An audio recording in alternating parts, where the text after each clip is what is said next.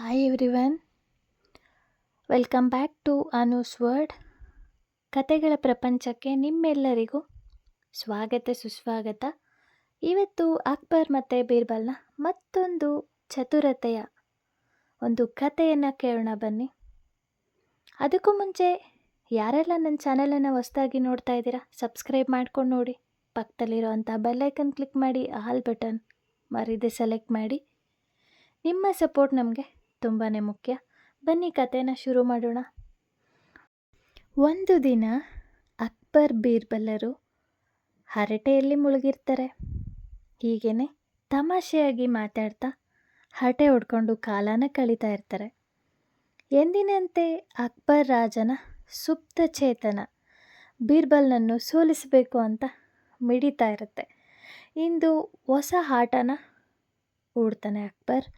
ಬೀರ್ಬಲ್, ನೀನು ಏಕಾಂತದಲ್ಲಿದ್ದಾಗ ನಿನ್ನ ಹೆಂಡತಿಯ ಕೈ ಹಿಡಿದಿರಬಹುದಲ್ವೇ ಅಂತ ಕೇಳ್ತಾನೆ.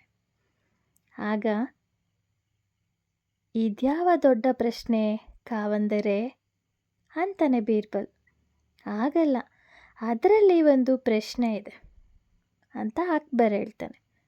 ಆವಾಗ ಬೀರ್ಬಲ್ ಹೇಳ್ತಾನೆ, ಹೌದು, ನನ್ನ ಹೆಂಡತಿಯ ಕೈಯನ್ನು ಹಿಡಿದಿದ್ದೇನೆ, ದಿನಾಲೂ ಹಿಡಿಯುತ್ತೇನೆ, ಮುಂದೆ ಅಂತ ಪ್ರಶ್ನೆನ ಮಾಡ್ತಾನೆ.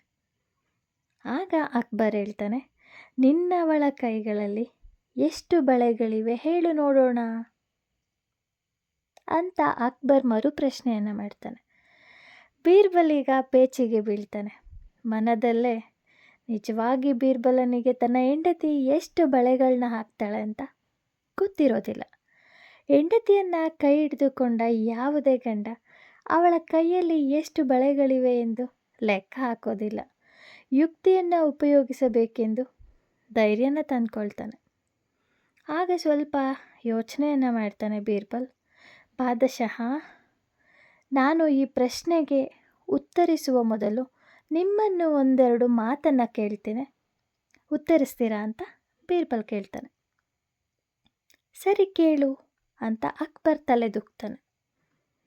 ತಮಗೆ ಗಡ್ಡವಿದೆ, ತಾವು ದಿನಾಲೂ ಅದನ್ನು ನೋಡುವಿರಿ, ಕೈಯಾಡಿಸುವಿರಿ ಅಲ್ವೇ ಅಂತ ಬೀರ್ಬಲ್ ಕೇಳ್ತಾನೆ.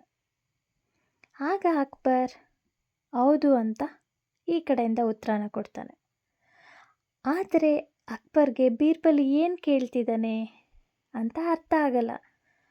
ಅವನು ಕೂಡ ಯೋಚನೆನ ಮಾಡ್ತಾ ಇರ್ತಾನೆ, ಏನಿರ್ಬೋದು ಪ್ರಶ್ನೆ ಅಂತ. ಆಗ ಬೀರ್ಬಲ್ ಕೇಳ್ತಾನೆ, ನಿಮ್ಮ ಗಡ್ಡದಲ್ಲಿರುವ 1,000 ಕೂದಲಿಗೆ ಒಂದರಂತೆ ನನ್ನ ಹೆಂಡತಿಯ ಬಳೆಗಳ ಸಂಖ್ಯೆ ಇರುವುದು. ಅಂದಮೇಲೆ ತಾವೇ ಲೆಕ್ಕ ಹಾಕಿ ಎಷ್ಟು ಬಳೆಗಳ ಸಂಖ್ಯೆ ಅಂತ ಉತ್ತರನ ಕೊಡ್ತಾನೆ ಚಾಣಾಕ್ಷತನದಿಂದ. ನೋಡಿದ್ರಲ್ಲ ಬೀರ್ಬಲ್ ಯಾವ ಥರ ಉತ್ತರನ ಕೊಟ್ಟ. ಇನ್ನೊಮ್ಮೆ ಆ ಉತ್ತರನ ಕೇಳೋಣ.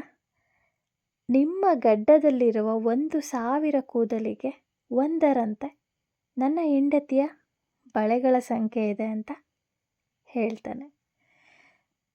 ಅವನ ಚಾಣಾಕ್ಷತೆಯನ್ನು ನೋಡಿ ಅಕ್ಬರ್ ಕೂಡ ನಗ್ತಾನೆ. ಇಬ್ಬರು ಕೂಡ ಬಿದ್ದು ಬಿದ್ದು ನಗ್ತಾರೆ. ಇದಾಗಿತ್ತು ಇವತ್ತಿನ ಕತೆ ಹೇಗಿತ್ತು ಅಂತ ಮರೀದೆ ಕಮೆಂಟಲ್ಲಿ ತಿಳಿಸಿ. ಮತ್ತೊಂದು ಹೊಸ ಕಥೆಯೊಂದಿಗೆ ಮತ್ತೆ ಭೇಟಿಯಾಗೋಣ. ಧನ್ಯವಾದಗಳು. Take care. ಬಾಯ್.